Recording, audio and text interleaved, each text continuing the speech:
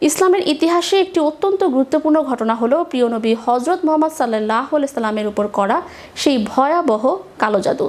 এই ঘটনাটি আমাদের শিক্ষা দেয় যে এমনকি নবী রাসূলরাও মানসিকভাবে বা শারীরিকভাবে পরীক্ষার সম্মুখীন হতে পারেন। নবীজি সাল্লাল্লাহু আলাইহি সাল্লামের উপর জাদুর প্রভাব ও সূরা ফালাক নাসের অলৌকিকতা নিয়ে বিস্তারিত থাকছে ডেস্ক রিপোর্টে। ইসলামের ইতিহাসে একটি অত্যন্ত গুরুত্বপূর্ণ ঘটনা হলো প্রিয় নবী হযরত মুহাম্মদ সাল্লাল্লাহু আলাইহি সাল্লামের উপর করা সেই ভয়াবহ কালো জাদু। মদিনার মুনাফিকদের প্ররোচনায় লাবিদ বিন আসওয়াম নামক এক ইহুদি তান্ত্রিক নবীজি সাল্লাল্লাহু আলাইহি সাল্লামের উপর জাদু করে। সে নবীজি সাল্লাল্লাহু আলাইহি সাল্লামের ব্যবহৃত চিরুনি থেকে কিছু চুল সংগ্রহ করে। সেই চুলে সে 11টি গিট দেয় এবং একটি পুতুলের অবয়ব তৈরি করে তাতে সুই বিদ্ধ করে। এরপর সেটিকে একটি খেজুর গাছের খোসার মধ্যে ভরে জরুয়ান নামক এক অন্ধকার কূপের তলদেশে পাথরের নিচে চাপা দিয়ে রাখে। এই জাদুর প্রভাবে নবীজি সাল্লাল্লাহু আলাইহি সাল্লাম মানসিকভাবে কিছুটা ক্লান্ত বোধ করতেন। কোনো কাজ না করলেও মনে হতো তিনি হয়তো কাজটি করেছেন। বিষয়টি তাকে বেশ কষ্ট দিচ্ছিল। তবে ইসলামের আকীদা অনুযায়ী এই জাদু নবীজির নবুয়ত বা ওহী প্রাপ্তির ক্ষেত্রে কোনো প্রভাব ফেলেনি। এটি ছিল নিছক একটি সাময়িক শারীরিক কষ্ট মাত্র। দীর্ঘদিন এই কষ্টের পর একদিন নবীজি সাল্লাল্লাহু আলাইহি সাল্লাম আল্লাহর কাছে দোয়া করলেন। তখন আল্লাহ তাআলা তার কাছে দুইজন ফেরেশতা পাঠালেন।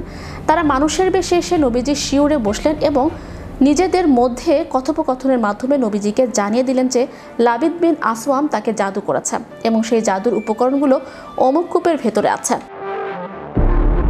জিবরাইল আলাইহিস সালাম এসে নবীজিকে জাদুর সেই ভয়াবহ গিটগুলোর কথা জানান এবং সে সময় আল্লাহ তাআলা নাজিল করেন পবিত্র কোরআনের শেষ দুটি সূরা, সূরা আল ফালাক এবং সূরা আল নাস, যা একত্রে মুআবিজাতাইন নামে পরিচিত। জিবরাইল আলাইহিস সালামের তথ্য মতে হযরত আলী রাদিয়াল্লাহু তাআলা আনহু ও আম্মার বিন ইয়াসির রাদিয়াল্লাহু তাআলা আনহুকে সেই কূপে পাঠানো হলো। তারা কূপ থেকে জাদুর সেই বান্ডিলটি উদ্ধার করে আনলেন। দেখা যায় তাতে সুতো দিয়ে 11টি অত্যন্ত শক্ত গিট দেয়া আছে।